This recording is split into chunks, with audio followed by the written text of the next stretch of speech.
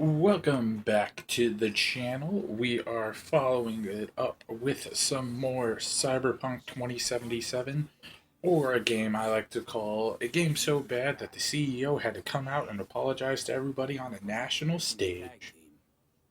Just going through a little bit more of the side quests, I've definitely not been paying a lot of attention to the main storyline. And that's just a personal preference. I like going through and grinding out games and trying to 100% them. You probably have heard me talk about doing so in games such as like the Spider-Man for PlayStation 4. So like this is a side mission where you get these options pretty early on. It's from a boxing guy that lives in your apartment complex. And then you can do hand-to-hand combat with certain side missions throughout the thing. So, also, you'll probably see me here check my character stats and see that I have the proper level of cool response to be able to respond to these things. I just like using every bit of option dialogue that is provided, whether it be like Street Kid or based off an ability, and successfully pulling that off because I think that allows me to get more and creative responses from some of these characters. Um, but then, yeah, anything in blue is just extra dialogue options, and everything in gold will actually progress along the storyline, which is, I think, in most games they have that option where it's definitely the two colored system of gold moving forward, blue as just extra dialogue. You can exploit all of the blue options before you move into moving forward and getting the actual options for the game. And you can just see it's a little bit of just the hand-to-hand combat. I think if anybody's ever watched a game release or game demo of this game, this was one of the highlighted fights that was used to show off this new, innovative, crazy game. And it's sad to think that like a lot of not PC reviewers, game reviewers such as like IGN and stuff like that, only really showed like this fight or like certain areas, like even off of and not even having like the PC versions of this game, because even having the PC versions of this game and having a semi-powerful machine and still having all of the coding issues that this game has is just mind-blowing. Still very enjoyable. I'm not gonna just like say, nah, I'm no longer playing this game. It's something that I really do enjoy, and it's something that I plan on probably playing till completion, and see what I get out of it. So far, I'm liking everything else about it. The slight graphical errors, and as you saw in the last video, almost crashing my computer. Yeah, that's bad from time to time. Not too happy with that. But overall, I'm pretty excited on how this is playing so far. Like the upgrade system is really nice. I like the different like the sub tiers of upgrades is what's probably the most expansive in this game. And I haven't played an RPG style game like this in a while, so I don't have a recent comparison of what this reminds me of. But I think that just being able to have the main categories and then having the subcategories of like the special attributes that you upgrade over time is something that is a plus in this game. Like they're I definitely have to say I do love the graphics when they load correctly. I do love the option dialogue so far that they have. Once again, graphical quality does start to fade when playing it, especially with the mouth movement. But so far, super expansive, and only bitching when I have to about just the small stuff. But you're always told don't sweat the small stuff. But since I'm like a giant like bowling ball of a man, I just sweat grease. So like I think I'm gonna sweat the small stuff. I'm just messing around. The Another thing is just like that text message system and just following around. It's just like, oh, okay, well, we'll see what's going on with that. But besides all of that, I'm pretty happy so far with the game. Um, yeah. So, by the time this video comes out, you guys will have known that the CEO has come out and laid out the project development plan for updates to this game. So we're supposed to have two major patches: patch 1 at the end of January, patch 2 at the end of February. And then we're supposed to be getting free DLC patches and then major next gen console patches by the end of the year. Which, interesting concept to think that we have patches planned for the end of the year, and because it seems like to have a game that flawed or have a game that needs that much support means something really big must have changed. And I'm looking forward to seeing what they do with this game. I know I'd previously mentioned we talked about games that had come out that needed patches to make the game good, and one of the games that happened to was No Man's Sky, and that game has a lot of potential now and a lot of replayability, and I am hoping that's what ends up with Cyberpunk.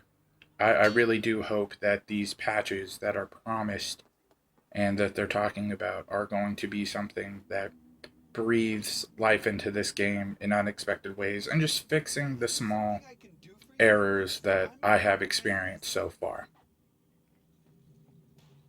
But besides that, we are in the new year. This is second week of keeping up with my promise. I'm trying to stay focused and get those uploads every week for you guys now. At least once a week. I think Wednesdays is my goal. That's my game plan. Hopefully, all of you guys have stuck around to your New Year's resolutions. Another sweet graphical glitch right there. Sorry, I have to point that out. Um, yeah, like definitely always like to hear what's going on in your guys' life, what you guys are planning, how things are going so far in 2021. I know there's a lot of chaos, a lot of corruption, a lot of bad news, but hopefully you guys have some good news in your life. Hopefully everything is going a little bit more according to plan. Hopefully, like I said, you guys are hitting your resolutions. If you haven't been doing that, hopefully you get back on track, or maybe some of your resolutions were not to have resolutions, and your guys are already killing it at that. But yeah, just always try and put the good fortune out into the universe. Having that mantra of like, you put it out into the universe, it usually comes back tenfold. So keep that positive mindset going that it's eventually going to pay off for you. A little bit, just like I said, I just jumped into another side quest.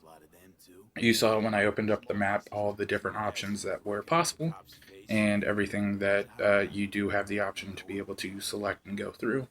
So we're just seeing a little bit more dialogue, more of the underbelly of Night City as we progress through the game.